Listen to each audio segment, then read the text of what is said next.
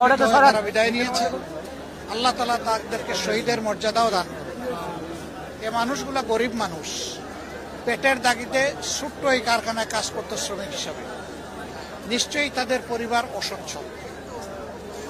একদিকে পরিবারের অসচ্ছলতা, আরেকদিকে এই সময়টাই তাদের বুক থেকে তাদের প্রিয়জন চলে যাওয়া। যাদের চলে গেছে ব্যথাটা তারা যতটা অনুভব করতে পারবে, আমরা হাজার চেষ্টা করলে অতটা অনুভব করতে পারবো না। তারপরে আমরা তাদের ব্যথার সাথে একমত, সমবেদনা প্রকাশ করছি।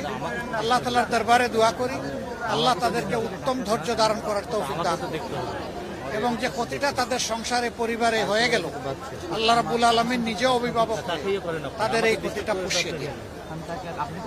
আমরা যারা আছি আমাদেরও কিছু মানবিক দায়িত্ব বহন হয়।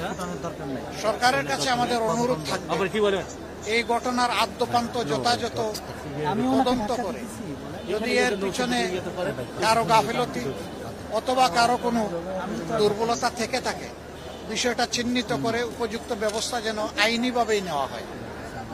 আবার সরকারের কাছে এও দাবি জানাবো, এরা যেহেতু অত্যন্ত স্বল্প আয়ের মানুষ, গরিব মানুষ, পেটের তাগিদেই এখানে এসেছিলেন নুন আনতে, যাদের পান্তা ফুরায়, তাদের পরিবারের দিকে মানবিক দৃষ্টিকোণ থেকে যেন তাকানো হয় এবং তাদেরকে যথাসম্ভব সরকারি তহবিল থেকে আর্থিক পর্যাপ্ত অনুদান প্রদান করা হয়।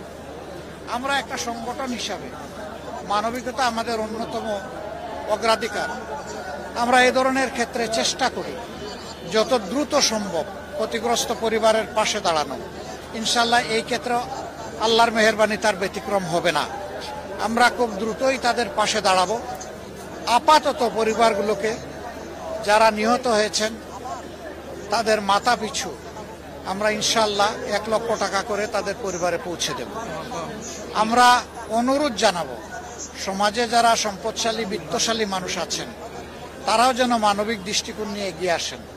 আমরা আহ্বান জানাবো, আমাদের মতো মানুষের জন্য যারা কাজ করেন সেই সমস্ত রাজনৈতিক সংগঠনগুলো তারাও এগিয়ে আসবেন এবং এই ক্ষেত্রে আমরা সবাই দায়িত্ব ভাগাভাগি করে নেব। যদি আমরা সবাই একটু একটু করে হাত বাড়াই এই দুস্থ পরিবারগুলোর দিকে, তাহলে তাদের কষ্ট ভুলে যেতে হয়তোবা এটা সহায়ক হবে, হয়তোবা তাদের বাচ্চা কাচ্চাদের কপালের ভাঁজটা একটু দূর হবে। আমরা আল্লাহ তাআলার কাছে দোয়া করি, আল্লাহ যেন এই ধরনের পরিস্থিতিতে আমরা যারা ভালো অবস্থানে আছি তাদের সকলকে হৃদয় দিয়ে অনুধাবন করার তৌফিক দান করেন এবং বিপন্ন মানুষগুলোর পাশেও যেন আল্লাহ দাঁড়ানোর তৌফিক দান করেন। আমি বিশেষভাবে ধন্যবাদ জানাবো এখানে শৃঙ্খলা রক্ষায় যারা নিয়োজিত হয়েছেন এবং অগ্নি নির্বাপনে যারা দায়িত্ব পালন করছেন। জীবনের ঝুঁকি নিয়েই তারা দায়িত্ব পালন করেন। এইমাত্র কয়েকদিন আগে টঙ্গীতে এই ধরনের একটা বিষয় মোকাবেলা করতে গিয়ে তিনটা গুরুত্বপূর্ণ তাজা প্রাণ কিন্তু তাদের উৎসর্গ করতে হয়েছে। তারা আসলেই মানবতার জন্য কাজ করেন, বিশেষ করে ফায়ার ফাইটার্স যারা। আমরা তাদের জন্য দোয়া করি আল্লাহ তাআলা যেন তাদেরকে হেফাজতের ব্যবস্থা করেন, তাদের কাজও যেন আল্লাহ সহজ করে দেন এবং তাদের মাধ্যমে যেন ক্ষতিগ্রস্ত বিপন্ন মানবতা উপকৃত হয়। বাকি যারা আইন শৃঙ্খলা রক্ষাকারী বাহিনী, সেনাবাহিনীর সম্মানিত সদস্যবৃন্দ সহ যারা আছেন তাদের সকলের প্রতি আমরা একইভাবে কৃতজ্ঞতা জানাচ্ছি। আমরা এটা অনুরোধ করব যে পুরা বিষয়টা কন্ট্রোলে না আসা পর্যন্ত আশপাশে যে জায়গাটাকে সরকারের এই বাহিনীগুলা ঝুঁকিপূর্ণ মনে করবে সেই জায়গায় মানব চলাচল যেন বন্ধ থাকে।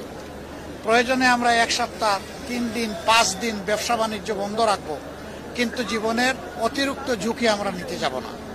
জীবন অনেক মূল্যবান, ক্ষতিগ্রস্ত হয়ে গেলে এটা ফেরত পাওয়া যাবে না। সম্পদ ধ্বংস হলে সম্পদ গড়া যাবে, কিন্তু জীবন গড়ার কোনো ব্যাপার নয়, চলে গেলে চলেই গেল। এই জন্য পর্যাপ্ত সতর্কতা এবং যথার্থ কর্মপন্থার মাধ্যমে আমাদের এই পরিস্থিতি উন্নয়ন হোক এবং এর সমাধান হোক, সেই দুয়াই আমরা করি, সেই কামনাই আমরা করি। সবাইকে ধন্যবাদ। আসসালামু আলাইকুম ওয়া রাহমাতুল্লাহ।